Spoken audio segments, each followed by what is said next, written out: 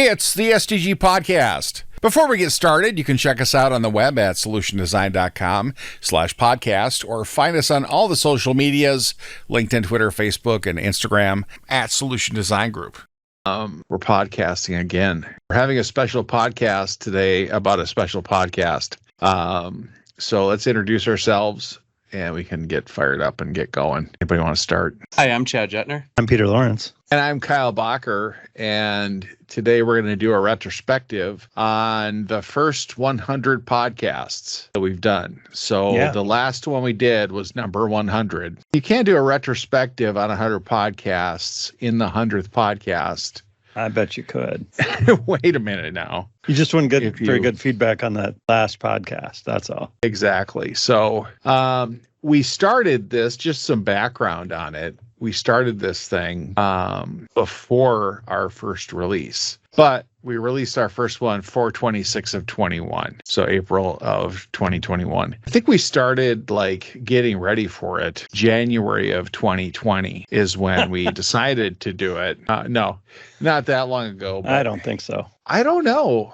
And, it's never all right, let's do this. Let's get her done. It's, hey, we should do this. What do you think? We should make this public. We should. And So it got real in 2021 and podcast later. There was one before this, right? There was an internal STG podcast before this that Baby J and other folks were a part of, correct? Yep. Yeah. I'm glad you brought that up because I did want to mention it. So back in 2018, we started up an internal podcast. So SDG listeners only, employees only. That way we could complain. That way we could talk about really specific consulting stuff. And zombie we didn't apocalypse. Really think it was, the zombie apocalypse and stuff. But, at the time I was a consultant, and what was it? You and Baby J and Ryan were at a happy hour. Yeah, we were at a happy hour and we said, hey, I want to do a podcast. And they said, I want to do a podcast. And we said, hey, let's do a podcast. All right, how do we do a podcast? And then they're like, well, let's just get together and start recording some things. And everybody's like, oh, you should talk to Kyle. He's got full microphones and stuff. And I'm like, we should. And so we did. So that was a good start. But let's talk about the 100 for this one that includes our good buddy Chad here. Yeah. But that's kind of that's the start of it. Because after doing that, or I think we did 50 of them. And John, after did we only do listening 50? Yeah, there's about 50. That feels light. It does. Maybe it is. I haven't gotten counted. But John said there's no reason this can't be public. And the other thing he said was, there's really no podcast that he's ever heard of. Consultants are talking about consulting, right, and about all the stuff that they do for a living and how we do it, being part of SDG. And, I was thinking why do we do it? Why are we doing the podcast? I'm wondering that right now. I just like talking to Chad, really. Yeah. You can do that anytime, Peter. Anytime?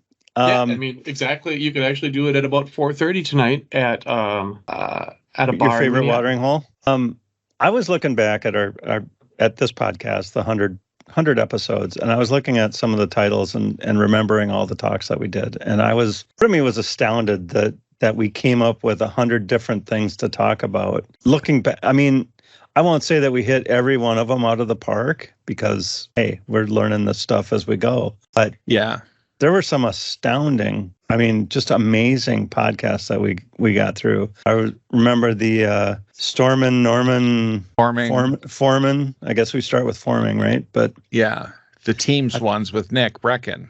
Yeah, those were super fun. I thought that was an amazing set of podcasts. And that brings me to sort of when we have a guest who's talking about something that's near and dear to their heart, I think we do an amazing podcast. The QA one with Keela, the ones with Melanie, the UX ones.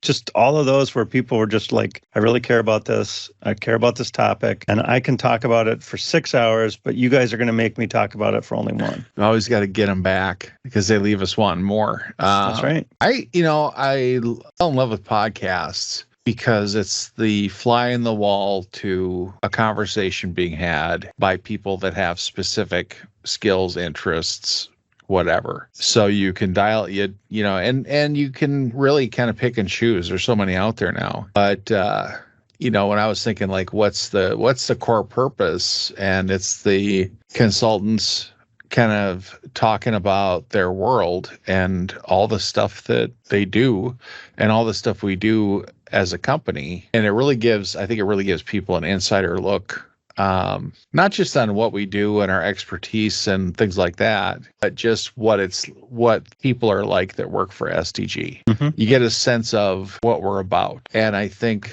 communicating that out and then reaching, people interested in those topics, reaching people, interested in coming to work for us. There's a number of different kind of vectors for audiences. I don't know if vectors is the right word. I just like to say it. Tactical vector. Tactical vectors. Yeah. So we try to have relative topics. We try to improve. Chad has helped us dig a little deeper when we do topics. Yeah, for sure. Because Chad, you have no patience for like small talk. You just want to get into it. You want to dig in. You have this drive to really get into stuff. Well, I mean, it's the same as like, how should I say this the right way without getting in trouble? When we're building things, right? When Peter and Kyle, when we're building software, when we're doing whatever it is we do, I don't have patience for kind of what you said, Kyle. I mean, I small talk all day and all night. We go to a lot of happy hours. But the thing that I don't have the patience for is just platitudes, right? Like, yeah, platitudes don't write a single line of code, right? They don't deliver a single feature. And it's for what we do for our jobs, SDLC, in our software development lifecycle. It seems like there has been so many people that have attached themselves to that process, don't deliver features, functionality, anything else. And I think that my mindset and my approach to those folks is the same as my approach to this podcast, right? Like, actually do something, right? Can you write a requirement? Can you write code? Can you write tests? Can you help clarify something? If the answer to all of those is no, please God, get out of my way. And then the same thing with the podcast, right? Like, if we're going to be talking about AI, let's talk about our actual experience with it, right? Like, yep. Have you used it? Let's not speculate, because we're really kind of bad at that. I'm by and large, I think I'm like a prophet. I can. That's what I was thinking. I know what's going to happen. I see. Yeah. So that's it, really. I mean, I just talk about actual stuff. And to your point about using this as a medium to try to attract potential coworkers, which would be wonderful. Yeah. Or if our clients are listening to us, our ability to communicate accurate and our ability to articulate our thoughts and opinions around the tech stack, like when we do a tech focused podcast, or even the Nick Brecken one, the Stormin and Foreman and Norman, like that's good stuff. And so, and yeah, every once in a while we talk about, I don't know, the last one we talked about that wasn't really about anything specific, but like we've had podcasts where we just kind of generalize and what is it, like we do some fun ones once in a while. Board gaming, for example. Fun ones. There you go. Yeah. I like the Dungeons and Dragons one. I thought was awesome. Like, I learned more about teams and team building and all of that. It's such a good exercise for working inside a team, and it's fun when you get a really good group of people. So I started playing. Hey, if he's going to do a podcast, I'm going to have to show up and play some D&D, which I hadn't played for years. But things like that, I learned so much about that because my work has been so different. Everybody has their own kind of like path and skill sets and whatnot and projects they get. And mine have been different and mostly solo. And I haven't followed the SDLC. I haven't had to. Right. You're more about get in and get it done and get out. I haven't been part of a well-functioning like Scrum team, Agile, whatever that is. So I've learned a ton just by being part of these podcasts about like what you guys do. Because I always suspected that my job was way, way harder than everybody else's. And it's like, no, it's just different. And things stand out to me like there is a way it's done. You guys know that the way it's done, like how to go in and they're done. So the podcasts have been really educational for me and learning about development, things like that. I like the fun ones. I like to joke around and laugh and stuff. I think I've also gotten better at not talking so long and trying to make space for other people and not interrupting. It's so hard for me. I interrupt and I'm like, sorry, I got to dial back. Got to step back. Chad, have you had fun? I have had fun. I've had a lot of fun. It's been a little weird. So yeah, it's part of my routine now. Friday noon podcast. While I eat lunch on the side, it's Heater. Did you have fun? Have you had fun? I've had a great time. I mean, like everyone, everyone hopefully that listens to these podcasts, I myself, as I listen and do them and participate, I learn so much each time, and it's really, I mean, it really helps you to take, I've talked about, like, when you're reading a business book, you're looking for that nugget, that one piece of advice that you can easily apply and easily remember. There might be some that you can easily apply, but if you don't remember to do it, it doesn't really help you much. So, and like these podcasts are, super helpful to, get those nuggets in an hour and have people talk about how they're learning them. I was trying to find when we had that first one where Chad broached the happy hour subject of sort of the building better team and camaraderie and things like that introduce sort of I like to do it with a happy hour. And I think that's been some of our running commentary is always fun too, because, these concepts get brought up over and over in different places. And, a happy hour is sort of I don't know, what do you want to call it? Tried and true, but also not always as, clear cut a thing as, it can be for some people, right? Well, but if you're an alcoholic or something like that, and you have problems with alcohol or problems with things like that, happy hours maybe not your thing. Just the concept of the happy hour, sitting somewhere, chatting. Yes, there happens to be a beer in front of you or what have you. Yes, there's a meat raffle going on to the side. Those kinds of things. But I think it's a great concept, and I think it was one of those fun ones. Like, we spent a lot of time talking about it, and Chad kept trying to bring it up as often as possible, which is exactly what you should do, right? Sometimes some of these ideas take a while to take off. Kind of tangentially related, we still have not had one. We have not had our happy hour. No, our celebration happy hour. Yeah. It's well, I thought Chad would be the best person to coordinate that. Because he's so good at it. Or Emily, I don't know. I just want to show up. I speak flippantly about it. 8,648 listens. I'm going to say that again. 8,648. Now, wow. I know we're not trying to be one of the big podcasts. What's the biggest podcast you know about? Rogan? Yeah, I think it's number one for audience and listeners. I think it's Rogan. Chad, what's your pick for the big one? I would say Rogan, or one of the NPR ones. I usually listen to the NPR shows as podcasts instead of live. So This American Life is probably way up there. So, that's not what we're trying to be. That's not the goal. So we're never going to have like those million listener, unless we do one that's just extraordinary and it goes viral. Just today, we've had 24 people listen. I'm not even sure what a viral podcast would feel like from, these chairs that we're sitting in. Just be like, oh, hey, by the way, I heard your podcast, and it's somebody completely would just be, floored. I'm actually looking at the Spotify list of biggest podcast. According to them, This American Life is number 62. I don't know any of these people. I guess Travis and Jason Kelsey one I knew. I'm not really tied to any one particular podcast. I'm tied to guests more than anything. Who's the guest? What's the topic?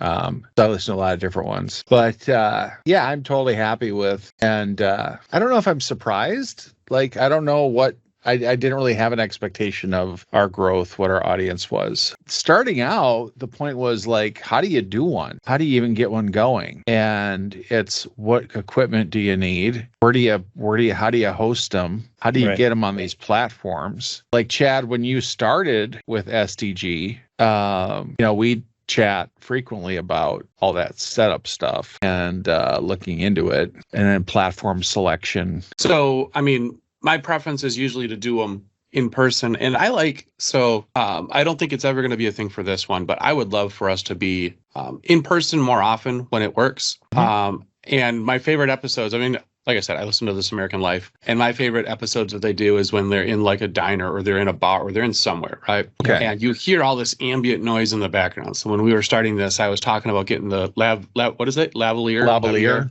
Yeah. Some of those, just clipping it to us and then grabbing one of them Zoom recorders and going somewhere, right? So you actually hear some ambiance instead of, my washing machine or lawn whatever. Or exactly. What have you, right? Which we can still get to at some point, but we can. I mean, I can price that stuff out. You've got the recorder. I do. I'm getting one because I want to have one as well. That has like 6 ports in it, so we can hook up microphones. Because that's when we're recording in person. That's what I want to have instead of using that boom mic on my video camera. I'd rather have us like recording into one of those devices and then just have the cameras doing the video. I will say that the camera. Yeah, I will say that over 100 podcasts, we've gotten better at doing sort of the remote. I got to wait for the right amount of pause before I jump in, or I got to try to jump in at least 3 times with Kyle or with Chad if they're going too long or it feels too long for some reason, and those kinds of things. And it's been fun just getting that style down. In person is easier, but I think even as our podcast that just went out last week, the number 100, it wasn't. We still had a bunch of like, hey, I want to talk about this, and I want to talk about this, and I want to talk about this. 3 people at the same time trying to talk about the topic at hand. So yeah, and it's fun. Everybody wants to get in and give their 2 cents, right? So of all the episodes we've done, which one did you enjoy the most, or which one are you the happiest with? Which one stands out to you? I think for me, the one that we did with Akila, because I was a little shocked at how much she had to say, like, and then that there was a framework involved and a whole like maturity level and everything else. Like the ones where I talk to somebody that I don't normally talk to and then am genuinely surprised at just how deep and how, like, when I'm surprised to talk to a consultant that I haven't talked to before, and they can just dig deep on a topic that I'm not necessarily familiar with. Those are great. And the most recent example of that is Akila. I mean, even number 100 that we just put out there with Dan Shui. I mean, to hear him talk about physics and quantum computing. I mean, I know Dan Shui as a talented developer and an amazing guitar player and a fun hang at a happy hour. But also, there's this dimension of foodie, great cook. He hasn't cooked for me yet. He's cooked for me, phenomenal food. So for me, those are always the most surprised. Like the better episodes are the ones where we bring somebody in that we haven't talked to. Who did we have on a little bit ago? Zach Tollefson, right? He came on. Yep. And talked about and it was great. So I love those. I think I missed that one. Yeah, that's one you were gone for, Kyle. But it's fun, like, and to give those people a voice and to talk about it, and hopefully they come out of there with, hey, I want to do some more podcasts, or maybe I want to start my own. Well, like the Zach Tollefson one, or the one you guys did on what was that thing? I wasn't there. There was some hubbub about this tool. I should look it up, but I listened to it after. It was the first one, because I have hardly missed any podcasts. Right. I think I've missed probably 4. And those are the ones that I love listening to. Those are fun. Because I get to be just a pure audience member, and I don't have to hang on every flaw that I made. And I like it. Like when I listen to those, I'm like, you guys sound great. I hope I don't wreck it by being on it. Because these guys sound phenomenal. And I've had some feedback too from people that seem to like it. Have in our quick poll, what are we up to? The poll from an hour ago, where I had people let me know if they 25 listen to the podcast. We're at 24, and that's just a quick Slack thing that's been running for like an hour, internal poll. So the fact that we have internal people listening to it, I think is great. I know there's specific podcasts that get recommended to like newer employees that might be new to consulting. It's pretty, I think, in terms of creating content, because as a species, we are creating an enormous amount of content. I think it's worthwhile. I think the stuff we're talking about, the content we're putting out there, I think is worthwhile. I think it's easy to listen to. It's inside, like some of them are insider stuff. So like a developer would want to listen to it, more of a tech person. Some of it's soft skill stuff, which anybody can benefit from, except for Chad, because he's arrived. He's there. He's got it figured out. Are you muted? He's just waiting for an opportunity to jump in. That's when I give him one. I say something on Chad's behalf so that he can shake his head and correct me or give me something back. But no, he's going Zen. Yeah. Locking up. That's locking fine. up. All right. So I had a thought. Go ahead, Peter. So what do we got to do better besides having a topic? I don't know. Months in advance would be so unbelievable that I can't even imagine it. But and a little behind the scenes, we tend to come together on Tuesdays in Slack to try to come up with a topic for the podcast. On Thursdays to discuss it. Fridays to deliver it. And I'd like to get a larger group of topic generators, because I am almost completely tapped out on topics, because I think I've come up with 90% of them, 85%. That's what I was going to say. And because I like to come up with I like to be the guy that comes up with the stuff. Ideas are fun. But I'm always willing to do someone else's if they're excited about it, they're into it. I'm okay with not doing our topic. It's really been nice having Emily step in as the producer. I used to do all of that stuff, and that was a big load on me. And now so that's something that's changed from when we started, is having more involvement on the back end. I'd like to see some better topic generation. I like to see some, a lineup of people that want to be on the podcast that we could easily choose from. It's hard to hunt people down, because you want someone like Chad was saying, the best podcasts are when you have somebody that's passionate about the topic. And so it's identifying the topics and then the person passionate about it, or the other way around. I would say it would be easy for us to just start randomly pinging folks and saying, hey, do you want to be on? Right. And people that I just want to create a randomized function for our SDG employee directory and say, hey, your name I've never came met up you before. Do you want to be on the podcast? Yeah, your name came up as someone that wanted to talk on the podcast. Yeah.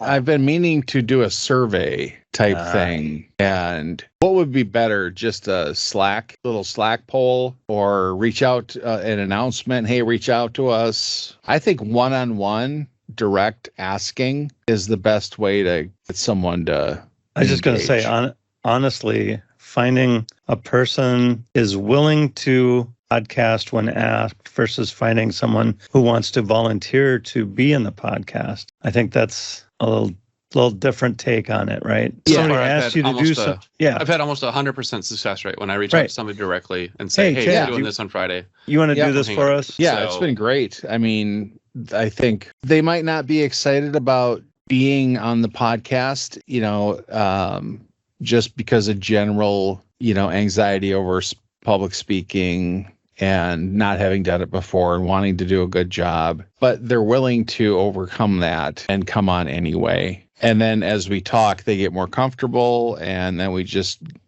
up and running, and they do great. So I really appreciate when people are willing to step outside their comfort zone and be on the podcast. Absolutely. I'm trying to get some specific people. I can't push them around, though, because they outrank me.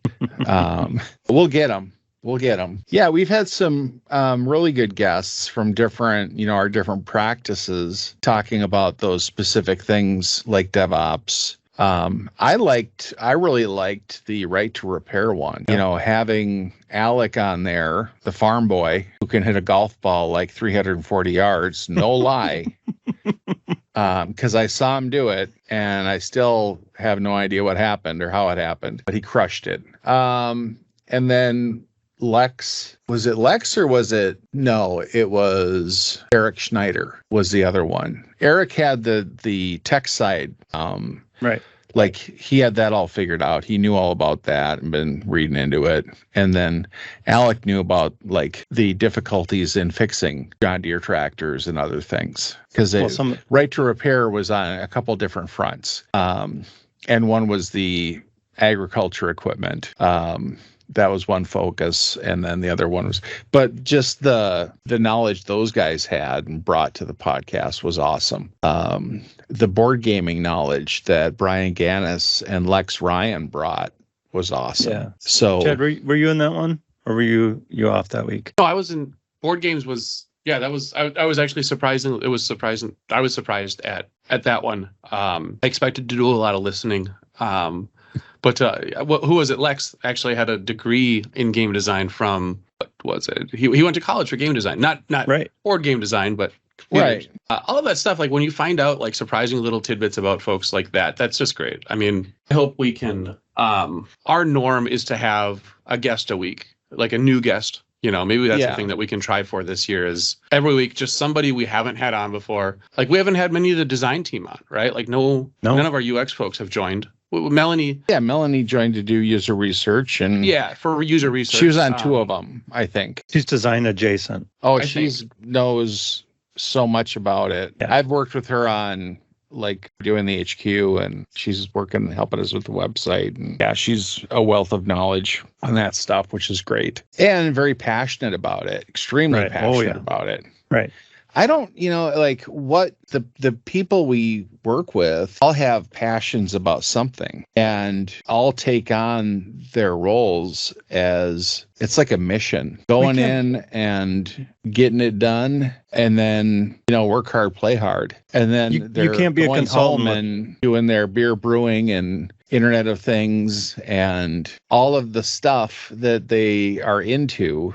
Right. Smoking meats. Chad, what is your current smoking meat situation? Boy, I haven't done much I've been so busy with work. It's taken away from almost every post-work activity I have. I mean, I do still go to baseball games, but that's my one vice. The outside of that, like when I'm not taking it, I don't take many days off, but I'm fairly busy. And that doesn't allow, smoked meats takes patience and time, and I don't have any of that this summer. So I've done ribs, the things that I can do on autopilot, I've done quite a bit. Ribs, brisket. I haven't done a pork shoulder yet. I might, but So brisket's an autopilot? Oh, dude, yeah. Once you get your temperature locked in, you just let that thing fly for 16 hours, depending on how big of a slice you got. Paul Weedell has brisket pretty much dialed in as well. Do you guys ever exchange notes on brisket? I know this is on topic. No, we haven't. I'm aware of his brisket. He's aware, I think, of mine. We have not exchanged notes. I love mine. I'm not changing. I'm sensing a brisket off here. Really, that is a very expensive contest. What if we supply the brisket? What if you don't have to pay a dime? I think next summer that would be a wonderful idea. All right, we got you. We'll come up with a brisket crew, and then we'll figure out a head count and a price per head and have a brisket day. Brisket picnic. I love a good picnic. Brisket happy hour. Come on. Brisket happy hour. Excellent. Where could we go that'll let us bring our own brisket? I think I can swing it at Main Streets. Any park. And Chad's been in there doing regular happy hours, so he's brought him a lot of business. He'll give us the game room, and we can just go mad with brisket. Any brew pub will let you bring in food. I mean, if they've got a food truck, they don't care who's actually serving customers. They just want you to be there drinking beer. So we could go to any brew pub if we wanted to, or a park or whatever. But that's true. So anyway.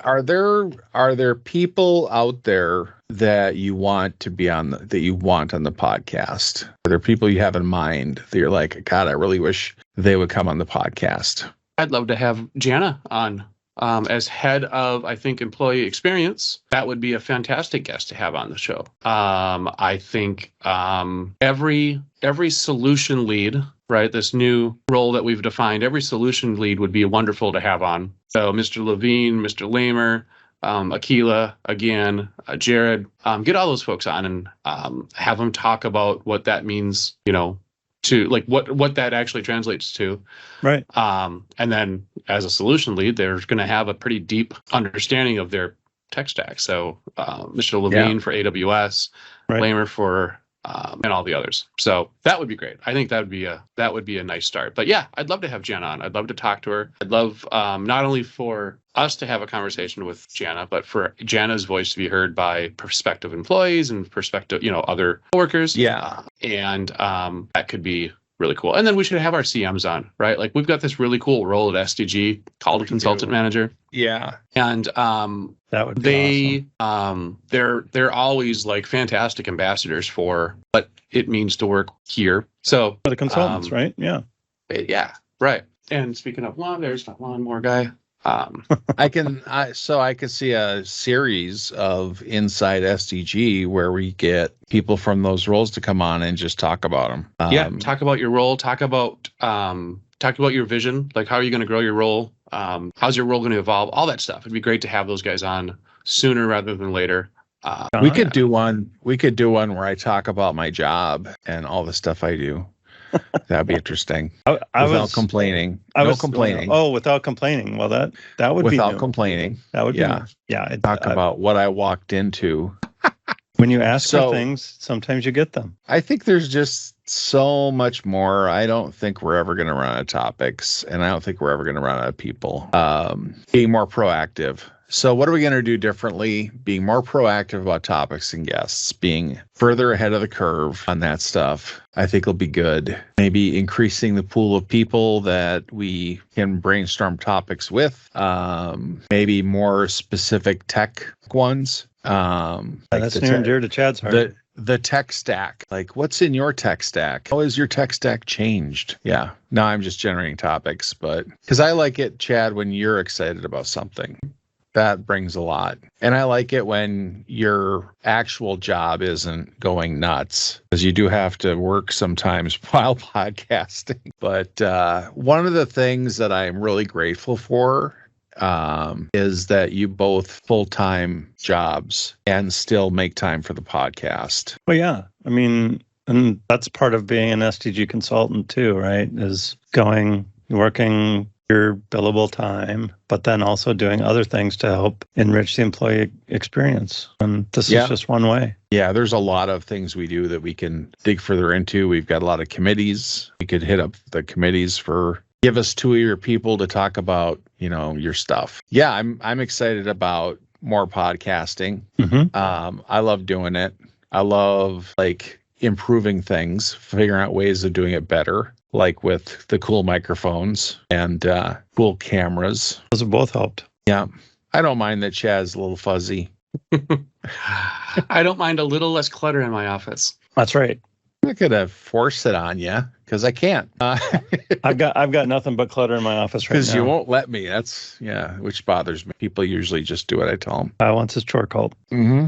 And part of that is exactly owning the right camera and the right microphone. The Ted Lasso podcast I loved. That one was killer. Yeah, I love having Nick Brecken on when it comes to teams and coaching. Just such a great guy with a wealth of knowledge. It always surprises me when we're between projects, see someone that's on the bench and you're like, how is it that they haven't been snatched up yet? How is it that their last client didn't just keep them forever? I know that sometimes things get finished and consulting is about leaving. No, Chad's never going to finish. That's what I've heard. And I'm saying that jokingly. There's so many comments. I'm not going to make any of them. Yeah.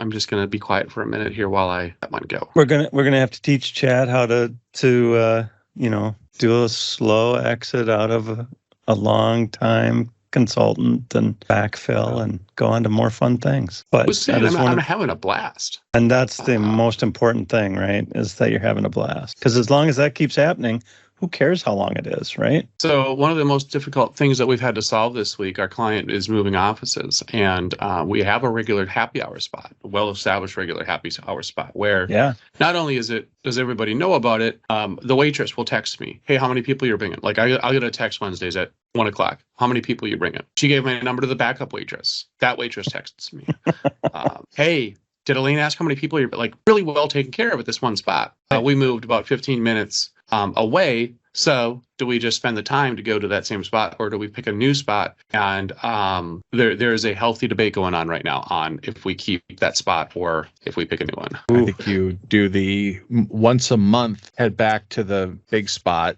your main spot. And then something like that special happy hour. Yeah. I tell you what, happy hours kept me during a few of my projects, like with how crazy they were, having that kind of wind down with your team. That was huge. They make a big difference. I think we should end on talking about happy hours. I think so. I think that's been an ongoing theme. And I think that, I've gone through periods where I've like stopped drinking just as a I think I'm gonna like quitting caffeine for a while and going vegan for a week, and I've heard of those things.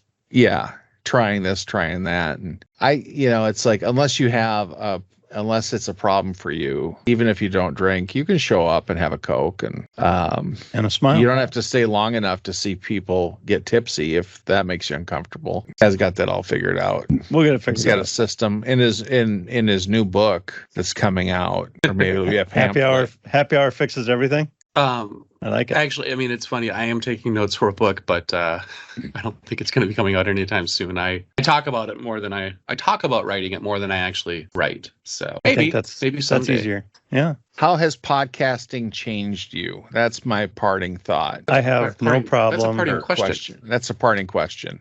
I have no problem going into almost any meeting now and contributing just right off the cuff. It's made public engagement speaking so much easier. I don't know that it's necessarily changed me much. It is nice though. Like when we have new consultants join the company, they always know who I am because I think they're given the podcast as a, hey, listen to this or watch this or here's something to do. So I don't mind that at all. That's really nice that it's a connection point for people that are brand new to consulting or brand new to SDG.